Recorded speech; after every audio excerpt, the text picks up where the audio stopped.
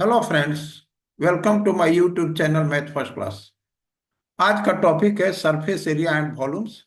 और इस टॉपिक को एनसीईआरटी एग्जाम्पलर प्रॉब्लम से लिया गया है। इस टॉपिक में मैं एक्सरसाइज 12.1 का सॉल्यूशन दिखाने जा रहा हूँ। इस एक्सरसाइज में सभी क्वेश्चन जो है से एमसीक्यू है, और ये सभी क्वेश्चन आने वाले central board and state boards के लिए बहुत ही इंपॉर्टेंट है। अब आइए बिना विलंब किए आरंभ करें। पहला क्वेश्चन है, cylindrical pencil sharpened at one edge is the combination of. ये जो डायग्राम है,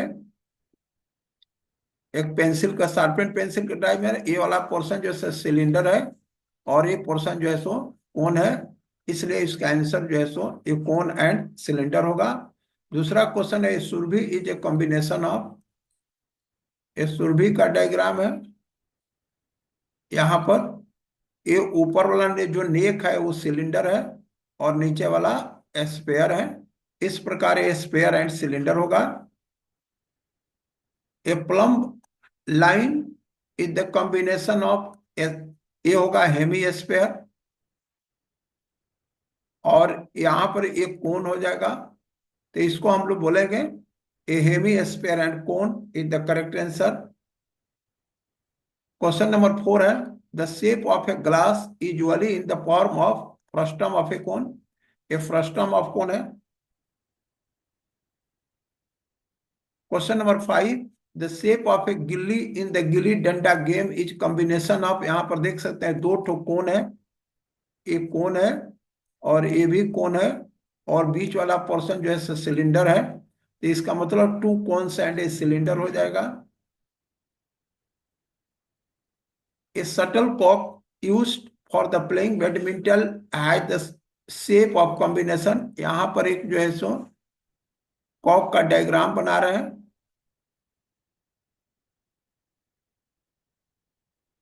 और ये रहा कॉक का डायग्राम। ये ऊपर वाला पोर्शन हेमी स्फीयर है, और नीचे वाला फर्स्ट ये फ्रस्टम ऑफ कोन है। यहाँ पर a frustum of cone at hemisphere D होगा। Question number 7, a cone is cut through a plane parallel to its base, then the cone is that is formed on one side of that plane is removed. The new part that is left over on the other side of the plane is called। यहाँ पर एक कोन है, और इसमें से यहां से जैसे हम कट कर देते हैं तो ये वाला पोर्शन, नीचे वाला जो पोर्शन होगा, ये फ्रस्टम ऑफ कोन कहलाएगा।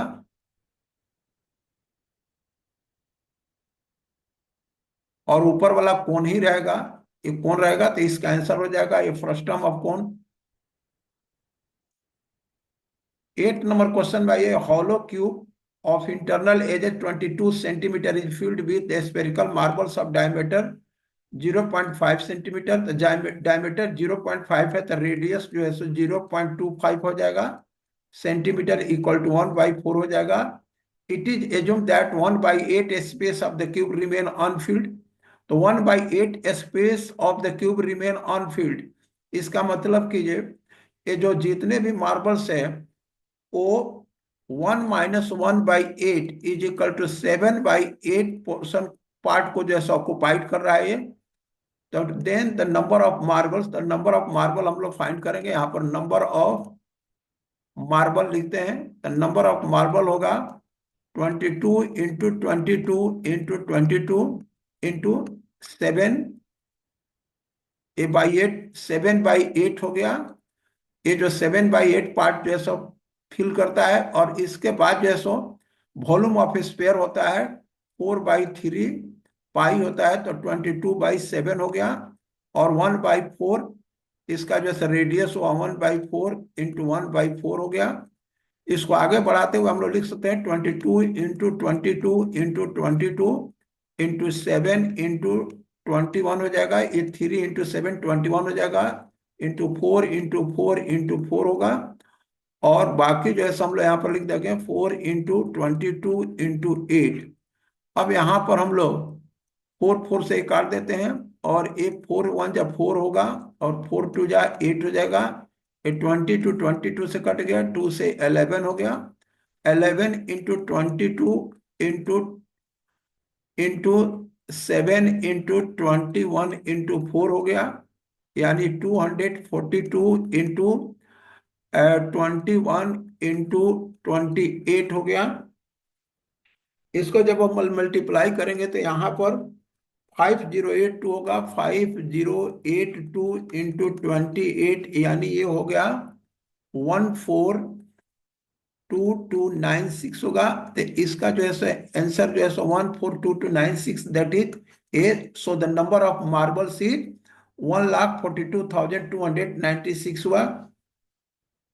अब क्वेश्चन नंबर 9 में आइए। 9 में question number, metallic spherical shell of internal and external diameter 4 cm 8 cm respectively is melted and recast into the form of a cone of base diameter 8 cm, the height of the cone। यहाँ पर height of cone को h assume कर लेते हैं और इसका radius जो है सो 4 सेंटीमीटर होगा। ये जो डायमीटर 4 है और 8 है, तो यहाँ पर रेडियस जो होगा वो दोनों का रेडियाई जो है सो 2 सेंटीमीटर एंड 4 सेंटीमीटर हो जाएगा। तो हम लोग यहाँ पर लिखेंगे द वॉल्यूम ऑफ कोन जो होता है 1/3 पाई आर स्क्वायर एच होता है। तो आर का मतलब हो गया 4 × 4 और एच हम लोग को फाइंड करना है। और जो स्पेरिकल सेल होता है 4/3 पाई होता है। और एक्सटर्नल रेडियस का whole to the power 3 minus internal radius का power whole to the power 3 होता है। तो यहाँ पर 4 to the power 3 minus 2 to the power 3 हो जाएगा। यहाँ पर पाई थ्री को कैंसिल करके एच इज इक्वल टू जैसे 4 to the power 3 is equal to 64 हुआ। 2 to the power 3 is equal to 8 हुआ। और 64 माइनस 8 इज इक्वल टू 56। और यहाँ पर बाई 4 × 4 हम लिख देते हैं। तो 4 से ये 4 कैंसिल हो गया, 4 से 14 हो जाएगा। यानी एच का वैल्यू जो है सो 14 सेंटीमीटर हुआ। यानी यहाँ पर बी हुआ। क्वेश्चन नंबर 10 है, a solid piece of iron in the form of cuboid dimension 49 cm 33 cm 24 cm is moulded to form of solid sphere, the radius of a sphere. यहाँ पर जो रेडियस ऑफ ए स्फीयर होगा इसका जो है हम लोग क्या करेंगे, जब वॉल्यूम होगा 4/3 पाई का वैल्यू 22/7 हुआ और r टू द पावर 3 हो जाएगा 49 × 33 × 24। This is the volume of the cuboid. So now here r to the power 3 will become 49 × 33 × 24 × 21 by, यहाँ पर हो जाएगा 4 × 22 हो जाएगा। अब आइए इसको हम लोग रिड्यूस करें लोएस्ट फॉर्म में। 11 2 जा 22, 11 3 जा हो जाएगा। और यहाँ पर 4 1 जा 4, 4 6 जा हो गया। फिर 2 से 3 चला जाएगा। यहाँ पर 49 को हम लोग लिख सकते हैं 7 × 7। और यहाँ पर 3 × 3 × 21 लिख देते हैं। यहाँ पर फिर हो जाएगा ये 7 3 को एक साथ लेते हैं 21 × 21 × 21 लिख देते हैं। यानी 21 टू द पावर 3 हो गया। r cube is equal to 21 to the power 3। Cube को हटा देते हैं तो r is equal to 21 centimetre हो गया। यानी यहाँ पर इसका करेक्ट आंसर जैसे 21 हुआ।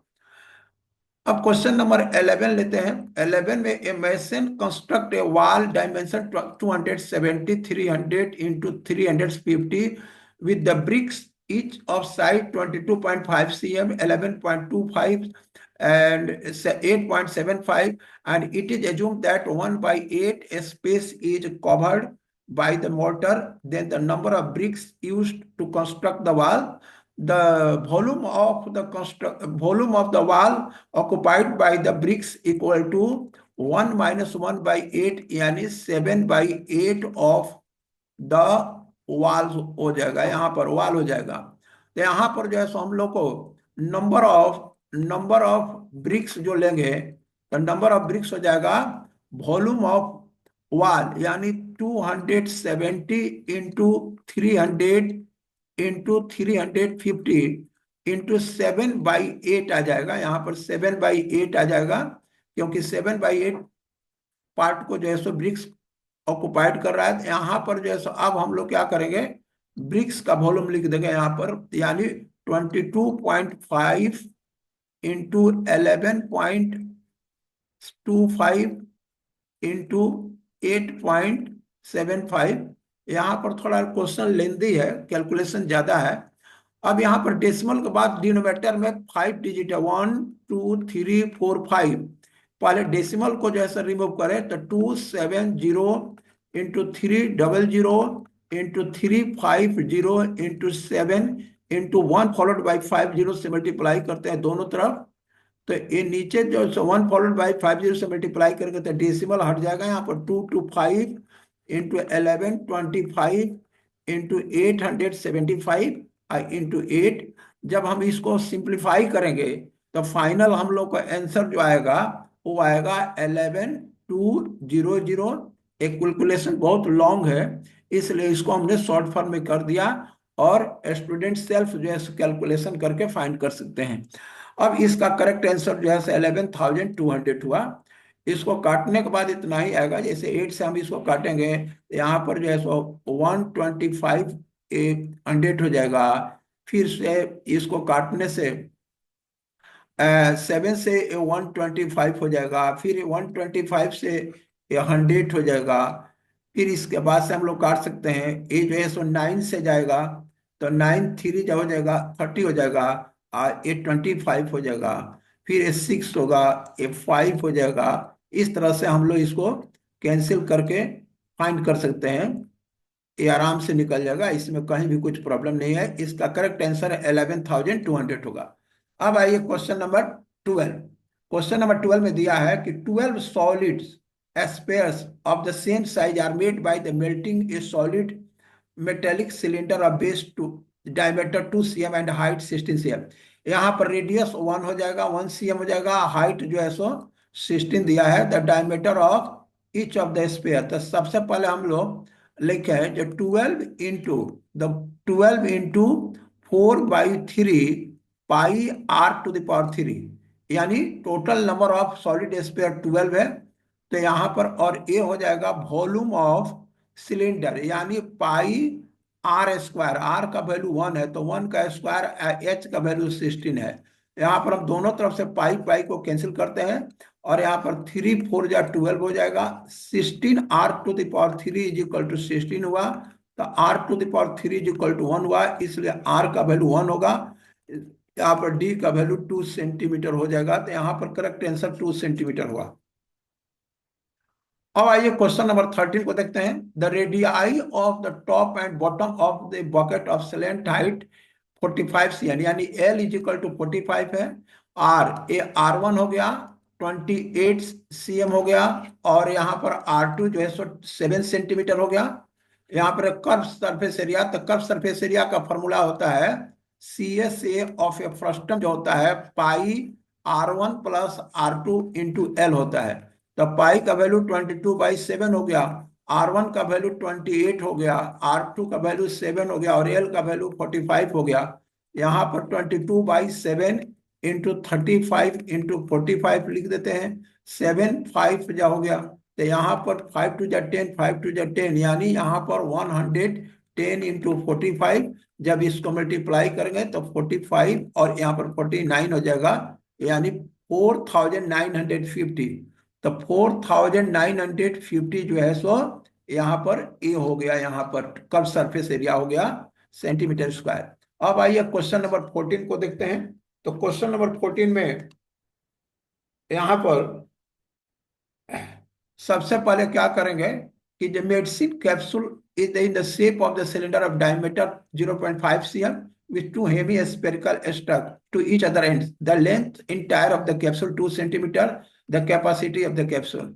सबसे पहले आइए एक डायग्राम बनाते हैं। एक ए हो गया, आपको कैप्सूल का डायग्राम हो गया, और दोनों एंड जैसा हेमीस्फीयर है, और इसका जो डायमीटर है, ये जो डायमीटर है ये 0.5 है, ये दोनों तरफ 0.5 हो गया।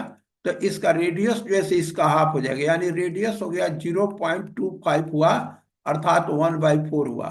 अब ये टोटल इंटायर लेंथ जो है 2 सेंटीमीटर है, यहाँ पर ये 2 सेंटीमीटर है। तो केवल ए वाला लेंथ जो होगा, length of the cylindrical portion जो हो जाएगा, यहाँ पर 0.25 माइनस कर देंगे तो 2 माइनस 2 इंटू 0.25 जब माइनस करेंगे तो 1.5 होगा, तो यानी ये 1.5 हो गया, यानी सिलिंड्रिकल पोर्शन का लेंथ 1.5।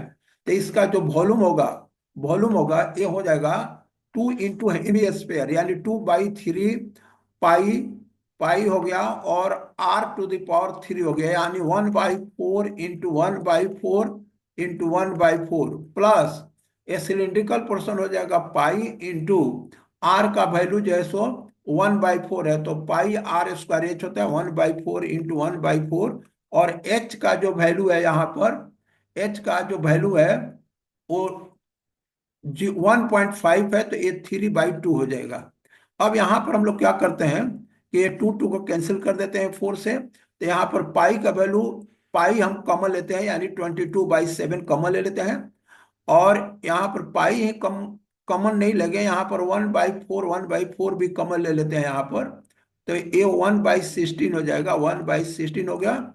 और यहाँ पर क्या बचा, यहाँ पर तो 1/3 बचा, और यहाँ पर जैसे प्लस 3/2 बच गया। यहाँ पर 4 से कट गया था, पाई, पाई तो कॉमन ले लिया यहाँ पर 1/4, तो पाई यहाँ पर जैसे 1/3 बचा, तो यहाँ पर 8 हो गया, ए हो गया 8 और ए हो गया 11, तो 11/8 7 56 हुआ, और यहाँ पर 3 3 9 2 कितना हो जाएगा, 11 हो जाएगा, और 11/6 हो जाएगा। तो इसको जो है सो 121/36 और यहाँ पर 33 हो जाएगा। जब हम इसको डिवाइड करेंगे तो यहाँ पर जैसे ही आ जाएगा आपको 0.36 अप्रोक्सीमेटली सेंटीमीटर स्क्वायर हो जाएगा इसका डिवाइड करने से। इस प्रकार इसका करेक्ट आंसर जो है सो ये हुआ। यहाँ पर क्वेश्चन नंबर 15 में, if two solid hemisphere of the same base radius are joint together along with their base, the curve surface area of the new solids, the curve surface area of new solid जो होगा, new solid is sphere, sphere of radius r होगा, तो इसका जो है सो surface area जो हो जाएगा 4 होगा, यानी 4πr² होगा। इसका करेक्ट आंसर ये हुआ, hemisphere. The 16, a right circular cylinder of radius r and height h just encloses a sphere of diameter. The diameter ये जो रेडियस, जैसे मान लीजिए कि एक ए स्फेयर है और इसको जो है सो एक सिलेंडर के अंदर रखा गया है, ये सिलेंडर है, तो यहाँ पर जो इसका जो रेडियस होगा, तो ये जो रेडियस हो गया, तो ये डायमीटर जो है स्फीयर का जो डायमीटर होगा, ये रेडियस हुआ तो स्फीयर का डायमीटर भी जो है सो 2r हो जाएगा। यानी जो जस्ट इनक्लोजेज लिखा है यहाँ पर, इनक्लोजेज ए स्फीयर ऑफ डायमीटर, तो यहाँ पर जो रेडियस सिलेंडर का होगा उसका ट्वाइस हो जाएगा। जो रेडियस सिलेंडर का है वही रेडियस जो है सो स्फीयर का होगा, तो इसलिए डायमीटर जो होगा उसका 2r हो जाएगा। यहाँ पर डायमीटर इक्वल टू 2r हो जाएगा। अब आइए, during conversion of a solid from one shape to another, the volume of the new shape will remain unalter, यानी चेंज नहीं होगा यहाँ पर। क्वेश्चन नंबर 18 है, the diameter of two circular ends of a bucket 44 cm and 24, तो इसका जो radius होगा 22 cm होगा, R1 22, और यहाँ पर R2 जो हो जाएगा 12 सेंटीमीटर हो जाएगा, और इसका हाइट h दिया हुआ है 35 सेंटीमीटर। यानी यहाँ पर इस क्वेश्चन के अगेंस्ट में R1 हो गया, R1 जो हुआ 22 हुआ, R2 जो हो गया 12 हो गया, और h का जो वैल्यू है ये 35 हो गया। तो हम लोग को कैपेसिटी फाइंड करना है, तो कैपेसिटी जो हो जाएगा, कैपेसिटी यानी वॉल्यूम फाइंड करना है, तो वॉल्यूम होता है 1/3 पाई, पाई का वैल्यू जो होगा यहाँ पर, पाई का जो वैल्यू होगा यहाँ पर जो है सो 22/7 होगा, तो यहाँ पर 22/7 लिख देते हैं, और इसका फॉर्मूला होता है R1² plus R2² plus R1 R2। तो यहाँ पर R1 हो जाएगा 422 का स्क्वायर यानी 484 होगा। R2 है 12² 144 होगा। और 22 × 12 जो होगा ये 264 होगा, यहाँ पर 264। और यहाँ पर जो H जो हो गया, यहाँ पर H का वैल्यू जो है सो 35 हो जाएगा, यहाँ पर 35 लिख देते हैं। तो यहाँ पर आ जाइए, इस 7 से इस 35 को काट देते हैं तो 5 हो जाएगा। यहाँ पर 22/3, और जब इसको ऐड करेंगे तो 892 हो जाएगा। यहाँ पर 892 × 5 हो गया। फिर सबको जब मल्टीप्लाई करेंगे तो ये हो जाएगा आपको 22 को 5 से मल्टीप्लाई करते हैं तो 110 हुआ, और 892 हुआ, यहाँ पर 3 हो गया। फिर इसको डिवाइड, इसको मल्टीप्लाई करेंगे तो 98120 होगा, 98120/3 हुआ। इसको जब डिवाइड करेंगे तो डिवाइड करने के बाद से 32706 32706.7 अप्रोक्स सेंटीमीटर क्यूब होगा। इसको लीटर में चेंज करेंगे तो 1000 से डिवाइड करेंगे तो यानी 32.7067 लीटर होगा। यानी इसका करेक्ट आंसर आएगा 32.7। तो 32.7 दिया हुआ है, यानी ये इसका करेक्ट आंसर है।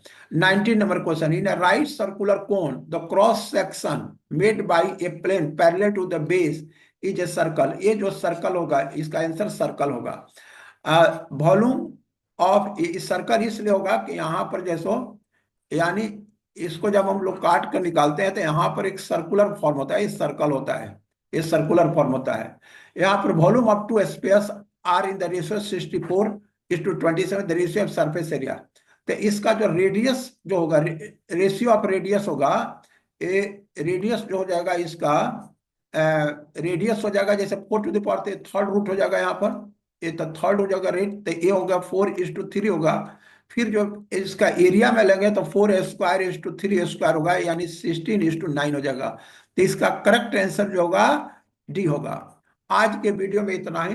अगर आपको हमारा वीडियो पसंद आया तो इसको लाइक कीजिए, शेयर कीजिए और सब्सक्राइब कीजिए। Thank you for watching my video.